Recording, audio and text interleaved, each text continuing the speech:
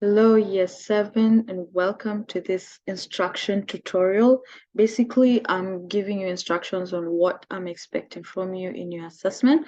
I'm going to share a PowerPoint that I prepared.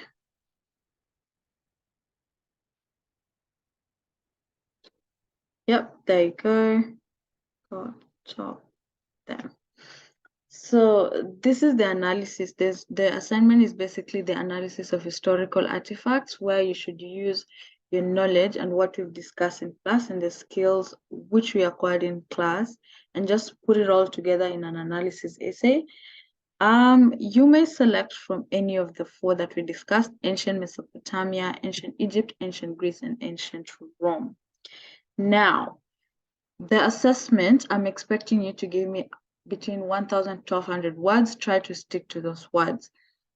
You're basically giving me the description of the artifacts and explanation of how the artifacts reveal aspects in the civil society and just to evaluate the significance and linking whatever we've discussed to the contemporary society. I'm going to go quickly to the expectations. I'm going to have 3 expectations for this assessment. Number 1, it should be written in a formal way and in an academic language. Number 2, it should include 5 sources that you've reached and researched and also just support your analysis. And then the last one is the bibliography of sources, which must be included. I'm going to go quickly to the criteria that we're going to use to assess this assessment. Number 1, we're going to test on the knowledge. So make sure you have a clear understanding of what you're putting down on your essay. Number 2, we're going to see how you analyze the artifacts and how its significance to civilization. Then also, we are going to very seriously look at the evidence that you use to support your ideas and your arguments.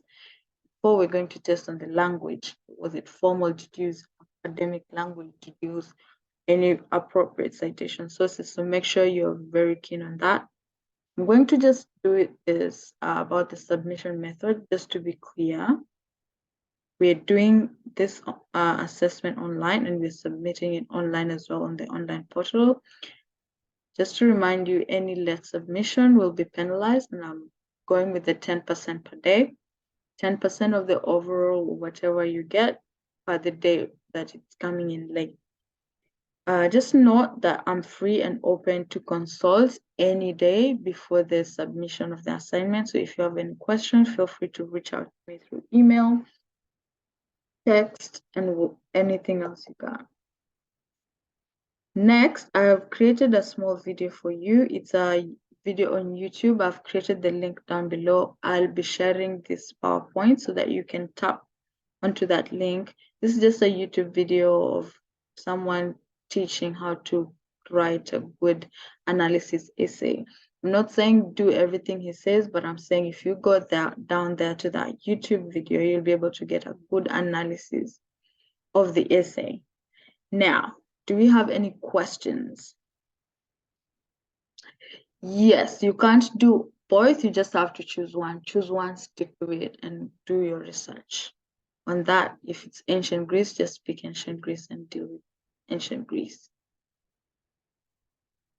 Yes, you can use any online resources. Just make sure with online resources, they're reliable, they're relatable, you've done your research. Make sure to cite them and also make sure all your online resources are in your reference. No, I would advise you not to go over the word limit because there might be penalty. Try to stick to the 1,000 to 1,200 words for the essay. Yeah, if that's all, I'm just going to say, be sure use the formal academic writing words and also consult in case you have any questions. If that's all, I'm going to end that there.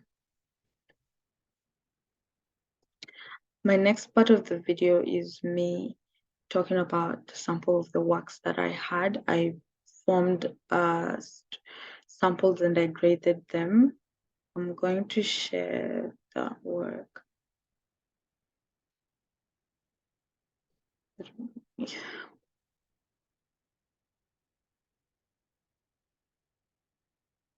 So these are the samples of the work that I had, and I graded them in 3 different parts. We have pass, and he was just analyzing the historical artifacts, and this student specifically was talking about the Rosetta Stone.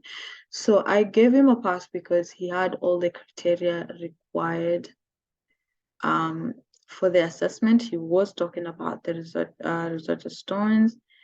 It was pretty a long essay. It had a conclusion. What we're noticing in this essay is that it did not have a reference. It did not have any citations. Quickly. It did have a conclusion. That's the feedback. It was comprehensive. There was an introduction. He had a topic sentence, but it didn't have a conclusion. Going to the next one, we have I gave this a distinction. It was talking about the pyramids in the ancient Egyptian civilization. From the essay, it's quite a good essay, good sizing, good words. He's citing everything, putting the years. Also, if you can go down to this assessment, it has references, which is very good. So my feedback for this assessment, it was comprehensive, it was clear, it was concise. The introduction, the topic, there was very good supported arguments. There was structured, it was easy to follow, it was organized. The grammar and the writing styles also was very excellent. It was also very elaborate, and generally I would say this is a very well written and very informative essay. This is the in-between essay, which I gave it a credit. I didn't